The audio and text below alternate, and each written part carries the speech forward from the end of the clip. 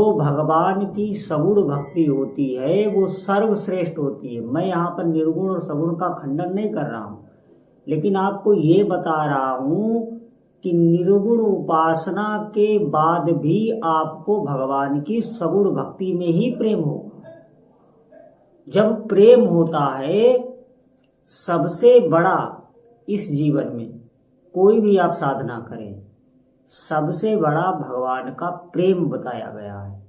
प्रेम से बड़ा कुछ भी नहीं। प्रेम के अधीन ही प्रभु होते हैं, और प्रेम केवल और केवल आपको भगवान की सगुण भक्ति से प्राप्त होता है। सगुण भक्ति का मतलब जैसे हमारे राम जी हैं, कृष्ण जी हैं, भगवान शिव हैं, माँ भवानी हैं, गणेश जी हैं, हनुमान जी हैं, सूर्य भगवान हैं, जितने भी देवी देवता हैं, जितनी भी ये दिव्य शक्तियां हैं, इन्हें सगुण रूप से आप स्वीकार करके और फिर इनकी जब आराधना करते हैं तभी ही प्रेम प्राप्त होता है।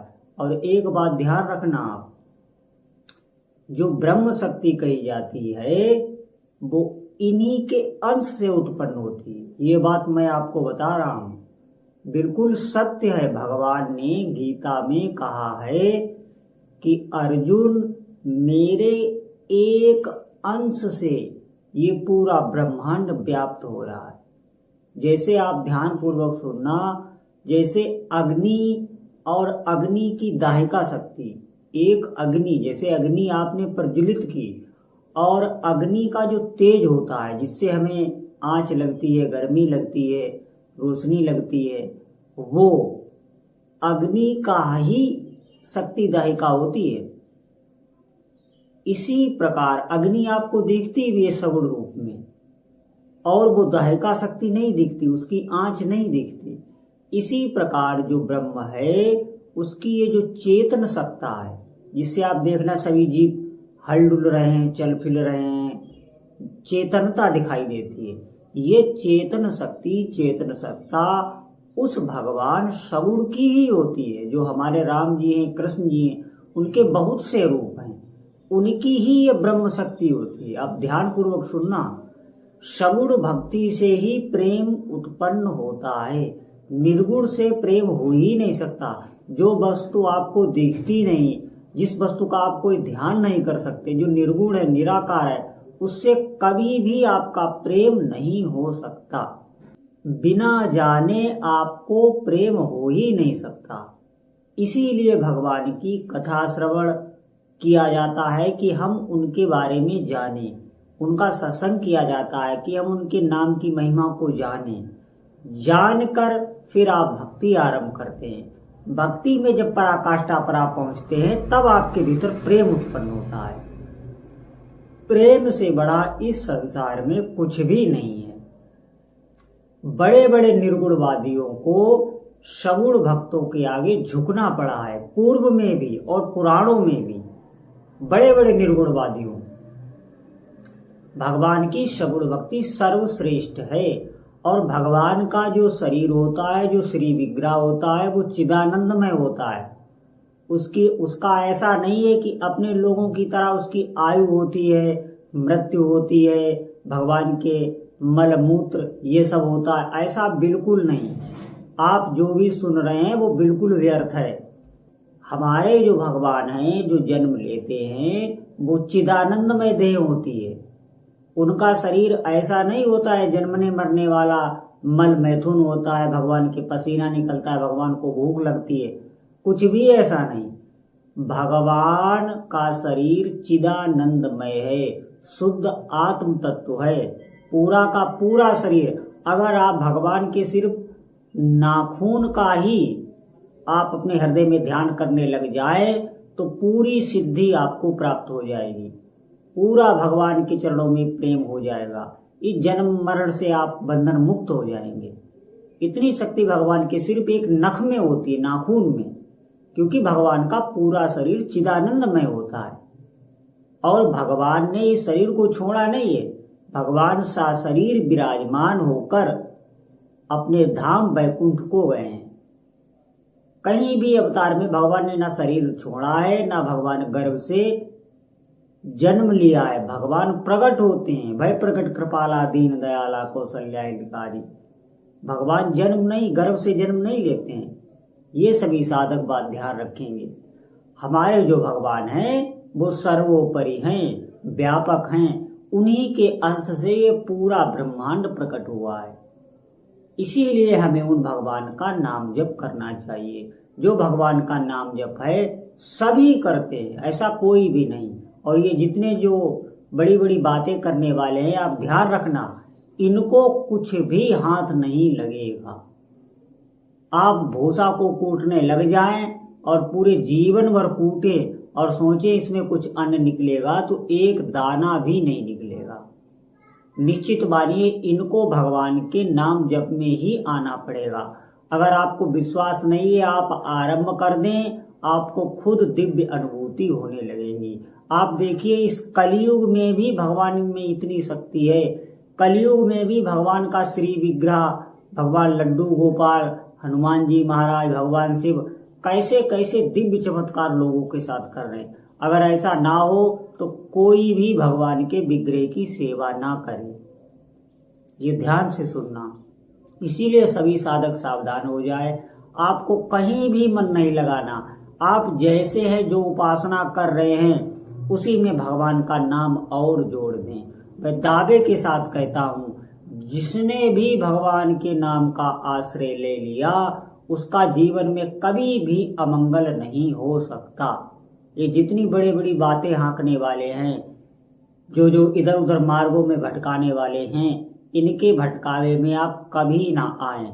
आप करते रहेंगे, उनकी बातें सुनते रहेंगे, आपको सुनने में बहुत अच्छी लगेगी, लेकिन जीवन में कुछ भी प्राप्त नहीं होगा। मैं आपको सच बता रहा हूँ, भगवान की आप सगुण भक्ति कीजिए, भगवान के रूप का दर्शन कीजिए, उनके विग्रह की सेवा कीजिए, हाथों से भगवान के मंदिर की खूब सेवा कीजिए, उनके विग्रह की सेवा कीजिए, अपने घर में सभी की सेवा कीजिए और भगवान के नाम का आप साथ साथ जप कीजिए। देखिए जीवन में कैसी दिव्यता छाने लगती है। इतना आनंद, इतना उत्साह अगर आपका बना हुआ भक्ति में है तो आप समझें कि आप सही मार्ग पर चल रहे हैं और भगवान पर आप पर भगवान की बहुत अतिशय कृपा है। अगर भीतर से आपके उत्साह बना रहता है, सत कार्य करने का उत्साह, भगवान नाम जप करने का उत्साह। जैसे आपने 2 माला किया तो आपको अब ये लक्ष्य हो जाए कि अब 3 माला करना है। अब 3 माला हो गया, आपको लक्ष्य बन जाए 4 माला करना है।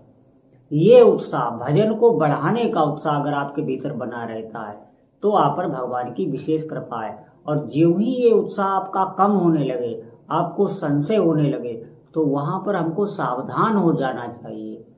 वहां पर हमें और भक्ति करनी चाहिए और साधन करने चाहिए। सभी साधक बहुत सावधान। भगवान के नाम से बढ़कर कुछ भी नहीं है। ये जो भगवान अवतार लेते हैं, ये किसी को मारने के लिए, राक्षसों का नाश करने के लिए, ऐसा कुछ भी नहीं है। वो वहां बैठे बैठे ही, वो तो सर्वव्यापक है, वो उसके भीतर ही उसको नष्ट कर सकते हैं, एक क्षण में उसके प्राण ले सकते हैं। लेकिन प्रभु अपने भक्तों को सुख देने के लिए यहाँ आते हैं। भक्तों को सुख देने के लिए ही उनको भूख लगती है। भक्तों को सुख देने के लिए ही भगवान रोते हैं, नहीं तो भगवान को रोने की कोई आवश्यकता नहीं है। जो भक्त मन में अभिलाषा करते हैं कि हम ऐसी भगवान की छवि का दर्शन करें, भगवान को हम चोरी करते देखें, तो देखें भगवान कैसे लगेंगे, भगवान रोते हुए हमें कैसे लगेंगे। ऐसे प्रेमी, ये प्रेमी भक्तों के भाव होते हैं, इनको हर जीव नहीं समझ सकता। जब भजन करते करते भगवान में बहुत विशेष प्रेम हो जाता है तो फिर भाव, बहुत दिव्य दिव्य भाव भक्तों के भीतर आते हैं। उन भावों को सिर्फ भगवान ही समझ पाते हैं, कोई संसार का व्यक्ति नहीं समझ पाता। या तो केवल भगवान जानते हैं या केवल वो भक्त जानता है। ऐसे दिव्य दिव्य भाव, और उन भावों को पूर्ण करने के लिए ही भगवान अवतार लेते हैं। भगवान सिर्फ भक्तों के लिए अवतार लेते हैं। और जो करने आते हैं, जब भगवान जहां पर भी जाते हैं, आप देखना जैसे आपके नगर में, आपके जगह में कोई बहुत बड़ा उच्च पदाधिकारी आने को हो तो आप देखना उसके पहले ही नगर की साफ सफाई होने लगती है, एकदम दिव्य नगर होने लगता है। ऐसा कभी सब कर्मचारी नियत हो जाते हैं, सब सुबह से ही लग जाते हैं। क्यों? क्योंकि वहां पर बहुत उच्च अधिकारी आने वाला है। ठीक इसी प्रकार भगवान जब इस धराधाम पर आते हैं तो सब कुछ अपने हाथ ही दिव्य शक्तियां करने लगती हैं। जितने भी राक्षस हैं उनका नाश होने लगता है। धर्म का झंडा भगवान गाड़ कर जाते हैं। ये कार्य तो स्वतः होता है जहां पर भी प्रभु जाते हैं। लेकिन प्रभु के आने का कारण सिर्फ यही होता है कि वो भक्तों के लिए आते हैं, उनके भाव की रक्षा के लिए आते हैं। बहुत कोमल कोमल भाव भक्तों के हृदय में प्रकट होते हैं और उन भाव में इतनी शक्ति होती है कि भक्त हमेशा आनंद में रहता है, उसे दुनिया से कोई काम नहीं। यहीं तक हमको पहुंचना है। इस प्रकार भगवान का संबंध बन जाए, इस प्रकार उनके चरणों में प्रेम प्राप्त हो जाए। और प्रेम से बढ़कर कुछ भी नहीं है। कोई भी आप साधना कर रहे हैं, कितनी बड़ी बड़ी बातें सुन लें, आना आपको नाम में ही पड़ेगा। आपको बहुत बहुत बड़ी साधनाएं बता दी जाए, जब आपकी बुद्धि थक जाएगी तब हारे को हरि नाम, फिर आपको भगवान नाम में ही आना पड़ेगा। कोई हो क्यों न हो, कहीं भी हो। मैं डंके की चोट पर कहता हूं, भगवान के नाम से बड़ी कोई भी साधना नहीं है। और इस साधना से आप कुछ भी जीवन में प्राप्त कर सकते हैं, कुछ भी। बस आपको जपना है, अभ्यास करना है, लय लगाकर जपना है। बहुत दिव्य दिव्य अनुभूतियां होती हैं उस साधक को जो भगवान का नाम जप करता है, सेवा करते हुए भगवान नाम जप करता है। आप सेवा भी करिए, जो भी कार्य में है भगवान नाम का जप भी करिए। बोलो जय जय श्री सीताराम।